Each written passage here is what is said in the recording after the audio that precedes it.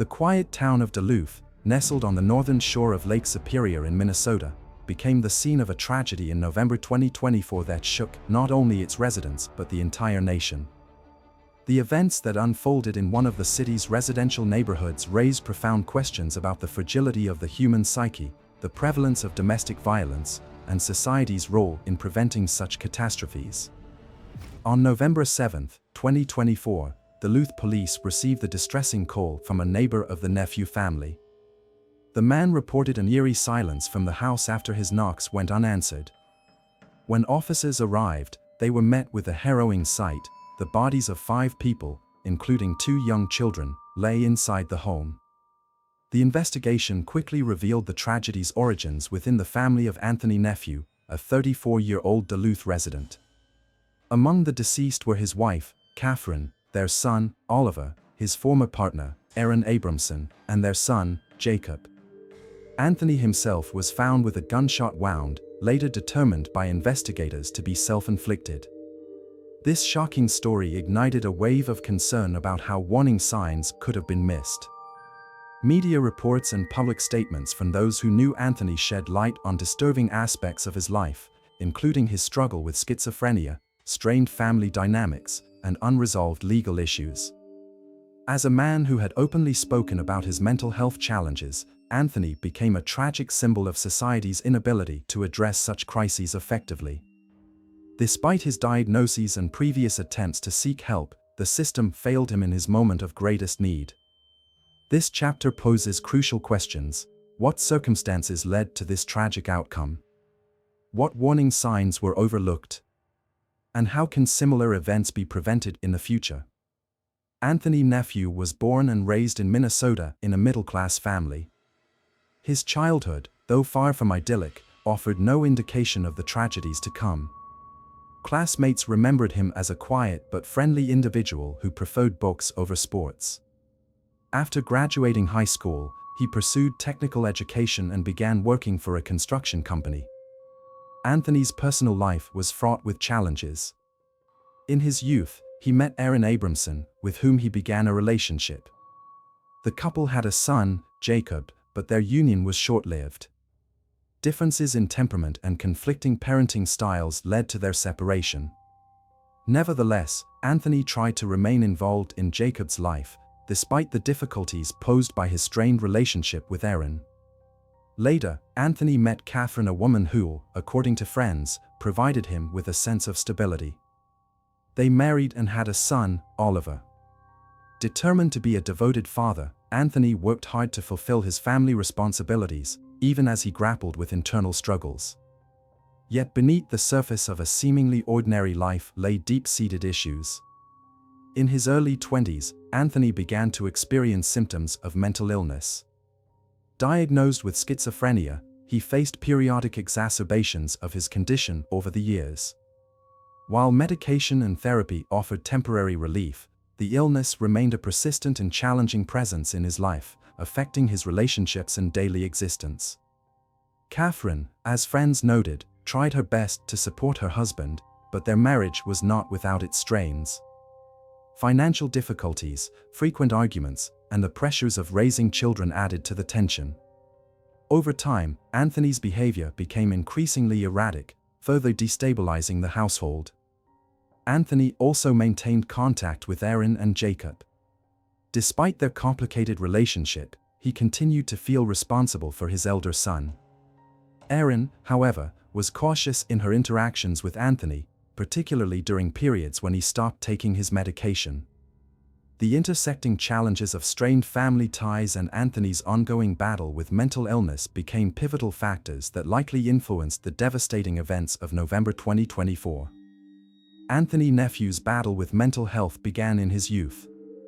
At the age of 22, he was diagnosed with schizophrenia after experiencing auditory hallucinations and paranoid thoughts. Despite the severity of his condition, Anthony resisted acknowledging the problem and refused treatment for a long time. This reluctance stemmed not only from his internal fears but also from the stigma surrounding mental illness. In 2021, Anthony took a step that appeared to signal progress. He published an article in a local newspaper, candidly recounting his experience with schizophrenia. In the piece, he described how the illness had shaped his life and called for greater societal support for individuals with mental health challenges. The article resonated widely, with many in the community commending Anthony's courage and honesty. However, managing his illness in practice proved increasingly difficult. Although Anthony sought medical assistance at various times, his treatment was inconsistent. He often stopped taking his medications or attending therapy during periods when he felt his condition had improved. His paranoia, which grew more pronounced over the years, further exacerbated the situation. By 2023, Anthony was expressing fears of being watched and claimed that hidden cameras had been placed in his home. These statements alarmed his loved ones, but as is often the case, their concerns did not translate into decisive action. By 2024, Anthony's condition had deteriorated significantly. He began speaking of voices urging him to protect his family from imagined threats. These delusions were accompanied by episodes of aggression, particularly under stress. That summer, an incident occurred that should have been a turning point. In July 2024, Nefue called the police after Anthony threatened her with a knife during a family argument. He accused her of conspiring against him and declared that she had betrayed him. Police removed Anthony from the home, but he was later released without charges. This episode could have triggered meaningful intervention, yet the system failed once again. Despite these red flags, Anthony was able to obtain a firearms license. In September 2024, he purchased a gun, claiming it was to protect his family. This decision would prove catastrophic in the months to come. Anthony's mental state continued to unravel, and his efforts to cope fell woefully short. Those around him saw a man struggling to keep his head above water, but ultimately unable to overcome the fears and demons that consumed him. As the fateful November 2024 approached, Anthony Nefue's behavior grew increasingly alarming. Those close to him noticed his vacant stares, unsettling comments, and volatile mood swings. Yet no one could foresee the horrifying conclusion that lay ahead. The knife incident in July 2024 was the first major indicator that Anthony's situation was spiraling out of control.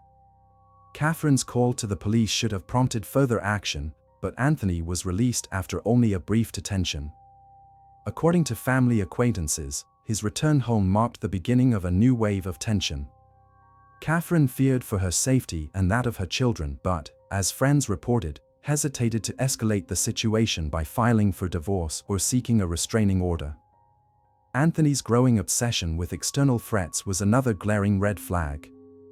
He became preoccupied with political instability, frequently voicing fears about the dangers of the world. In conversations with friends, he confessed to feeling like a target. These comments were often dismissed as anxiety or overreactions to current events, but given his diagnosis, they were likely manifestations of worsening paranoia. One of the most troubling developments was Anthony's acquisition of a firearm. Despite his schizophrenia diagnosis and history of psychiatric treatment, the system failed to prevent him from legally purchasing a gun. In September 2024, he bought a handgun. When Catherine questioned his reasoning, he reassured her it was to protect their family. Erin Abramson, Anthony's former partner and the mother of their son Jacob, also grew increasingly concerned. She noticed unsettling changes in Anthony's demeanor during his interactions with Jacob. According to Erin, Anthony began making strange comments, avoided public meetings, and requested more private time with their son. Alarmed, she consulted a lawyer to explore restricting Anthony's access to Jacob, but legal proceedings were never initiated. Neighbors, too, began observing unusual behavior in Anthony. In the weeks leading up to the tragedy, he rarely left the house and appeared visibly distressed when seen. One neighbor recalled Anthony stopping him on the street to talk about the importance of being prepared for anything, while showing off his new gun. Despite these unsettling encounters, no one could determine whether he was genuinely dangerous or merely eccentric. All of these warning signs seemed to form a clear picture of impending disaster. Yet neither friends, family, nor support systems were able or perhaps willing to take the steps necessary to prevent the unfolding tragedy. November 7, 2024, began like any other day for the residents of Duluth. No one in the quiet neighborhoods surrounding the Nefue household could have imagined the horror that was about to unfold, a tragedy that would soon shake the entire town. Around 9 a.m., neighbors noticed an unusual silence coming from the Nefue home. Typically, at that hour, the sounds of children's laughter or a television could be heard. But on this morning, everything seemed disturbingly still. The windows were tightly shut, and there were no visible signs of life. One concerned neighbor knocked on the door, but no one answered. By 11 a.m., the police received an alarming call. The neighbor reported his suspicions and mentioned a faint, strange odor emanating from the house, which was out of place for the area. Officers arrived shortly after. When repeated attempts to make contact went unanswered, they decided to force entry. What they found inside was a scene of unimaginable horror, shocking even to seasoned professionals. In one bedroom, the bodies of Catherine Nefue and their 3-year-old son, Oliver, were discovered. Both had been fatally shot, likely in their sleep. In another room, Erin Abramson and her son, Jacob, were found, their lifeless bodies suggesting they had no time to react or resist. In an adjacent room, police found Anthony Nefue lying on the floor with a gunshot wound to the head. A handgun, purchased by Anthony just 2 months earlier, lay next to his body. The initial investigation quickly pieced together a grim narrative. Anthony had murdered his wife, children, and former partner before turning the weapon on himself. The evidence at the scene suggested the shootings occurred in the early hours of the morning. Anthony appeared to have shot Catherine and Oliver first, then moved to the room where Erin and Jacob were staying, before finally taking his own life. Yet, despite the horrifying clarity of the events, critical questions remained unanswered. What had driven Anthony to commit such a heinous act? A note found near his body offered only fragmented insights. Scrawled with incoherent phrases, it mentioned the need to protect his family and voices that wouldn't leave him alone. The message highlighted how profoundly his deteriorating mental state had shaped the tragedy. News of the incident spread rapidly, becoming the leading story across Minnesota. The community was left reeling. Neighbors and acquaintances shared memories of the family. Catherine, remembered as a devoted wife and mother who tirelessly supported her husband, Oliver and Jacob, 2 vibrant boys with their entire lives ahead of them, and Erin, a determined and caring woman who did everything she could to provide for her son. The day of the tragedy left behind countless questions. Why had the system failed to intervene? Why hadn't anyone stopped Anthony, despite the numerous warning signs of his worsening condition? The tragedy at the Nefue household sent shockwaves to Duluth and beyond. Residents were left grappling with the magnitude of what had happened, asking themselves whether the warning signs had been missed and how similar events could be prevented in the future. In the days following the incident, a makeshift memorial began to take shape outside the Nefue home. Flowers, candles, toys, and heartfelt notes were left by mourners, alongside photos of the family and children's drawings expressing sorrow and solidarity. Friends, colleagues, and neighbors of Catherine and Erin remembered them as kind and resilient women who gave everything for their children. Local authorities were quick to respond. The city administration announced a thorough investigation not only into the crime itself but also into the events leading up to it. Particular attention was given to how Anthony had managed to obtain a firearm despite his diagnosis and previous threats. Mental health advocacy groups seized the opportunity to draw attention to the systemic issues surrounding the diagnosis and treatment of severe mental illnesses. Articles and reports flooded local media, highlighting the need for accessible mental health care and robust support systems. Experts emphasized that such tragedies rarely occur in isolation but are the culmination of systemic failures in medical and social services. The actions or perceived inactions of Anthony's loved ones also became a topic of heated debate.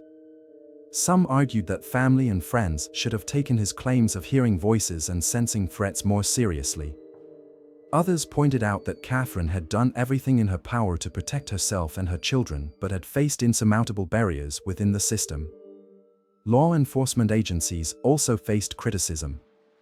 Many recalled the July 2024 incident when Anthony had threatened Catherine with a knife. Critics argued that this episode should have prompted more serious intervention, such as his hospitalization or mandatory treatment, but instead, the opportunity was missed. Amid the public outcry, the city organized several events to honor the victim's memory. One such event, a candlelight vigil, was held at the school Jacob attended. Dozens of people gathered to light candles, share memories, and offer their condolences to the grieving relatives. The tragedy spurred a broader conversation within the community about how to better support individuals with mental health challenges and how to prevent violence. Yet even as discussions continued, the residents of Duluth and the families of the victims were left searching for answers to the painful questions left in the wake of this unimaginable loss. The tragedy within the Nefue family forced society and experts to search for explanations and analyze how such a horrific incident could have occurred.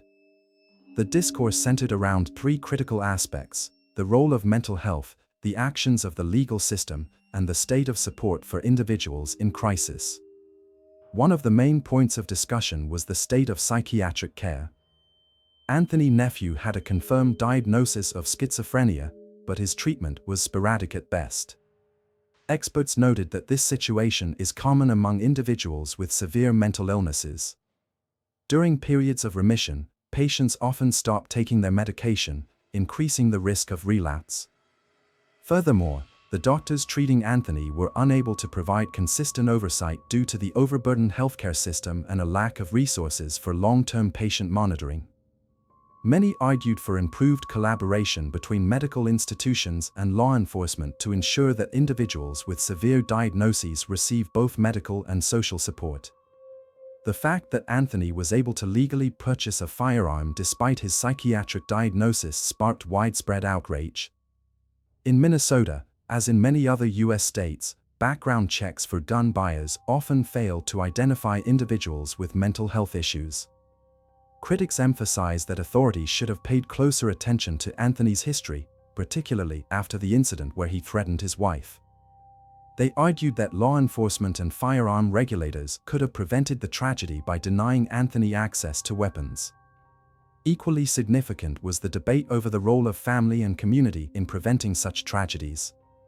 Many questioned why Anthony's friends, relatives, and colleagues failed to recognize the danger he posed. However, experts reminded the public that such situations often go unnoticed due to shame, fear, or a lack of knowledge about how to respond appropriately.